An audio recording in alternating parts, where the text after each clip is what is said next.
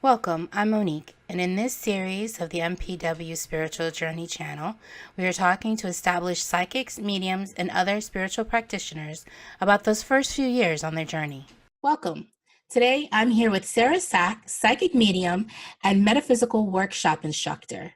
Welcome, Sara. Hi, how are you, Monique? I'm great. Thank you for joining. So as you know, today we're talking about the psychic journey, the spiritual journey for different individuals in the metaphysical field. And so we're going to be talking a little bit about that. But before we jump in, can you tell us a little bit about what you do and what your specialty is? Okay, I am basically a psychic medium, which means I call on spirit from the other side to bring through messages of loved ones that have passed away. And but I also do tarot card readings, and I'm a Reiki master. And I sometimes incorporate some of those things in one session. Fantastic. Thank you. So talking a little bit about your journey, can you tell us a little bit about where you were when you realized you were starting a spiritual journey? That's an interesting question because I think I knew it for a long time, but really didn't come to terms with it until I took a trip at Lilydale just for a lark because I have some family in the Chautauqua area. And the woman that ran the inn where I was staying said, "Why don't you go to a circle at my church?" I had no idea what that was. And she said, "We're going to do psychometry." And she explained to me that that is feeling of objects. I thought, oh, yeah, why not?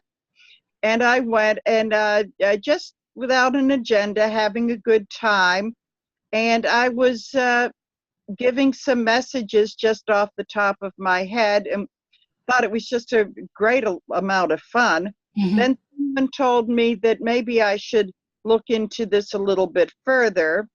So what happened was is that as I started realizing these abilities, a lot of childhood memories came back of where I really realized that I had had this, but maybe didn't want to acknowledge it. So it's a very interesting question on all levels. That is interesting. So it made you kind of reflect back on the experiences that you had, but while you were doing it, you were having a lot of fun. Do you do you think that there was some component of maybe blocking it out, or what might have been going through your mind as you were kind of discovering this ability? Well, I remember a class trip that we did when I was, I think, 12 or 13, and we went to Gettysburg. And at one point, I knew a lot about the history. So we climbed this tall tower that no longer exists. And it was a beautiful spring day. And I was looking down, and I had a very instantaneous vision of the aftermath that might have been the Pickett's charge or something like that, and saw the dead, the dying, smelled the cannon smoke. And then it went poof, it went away. But I didn't tell anybody about that for years because I thought, well, it's my imagination. They'll think I'm crazy. That's just one example of many, but a number of things. Hearing from people that have passed away, thinking they were dreams, but they really weren't dreams. And Mhm. so I decided instead of fighting it anymore, that I was going to embrace it and see where it took me. Hmm. So, what do you think kept moving you forward? Because you mentioned instead of fighting it, what propelled you to kind of get over fighting it and moving forward? I think it was that stay in the spiritualist community of Mhm. Lilydale, and also at the end of that, I was back and forth a lot that summer. I think what started happening was that it opened something up where, Mm. and this isn't unusual, where I was starting to see a lot of spirit people. Yeah. Yeah, especially it starts out with family members and friends that have passed away, but also other people's spirit people. And it was just sort of like, I just don't think I can fight this anymore. I Mm. to see where it takes me. And it's been a great journey. Fantastic. Do you think that was your biggest obstacle, that fear, or what would you say was your biggest obstacle in those first few years? Well, the first thing was that I realized that this sounds like a very grace slick kind of statement, but when my coming into mediumship was really screwing up my atheism. Uh-huh. And so I had to come to terms with how I felt about that.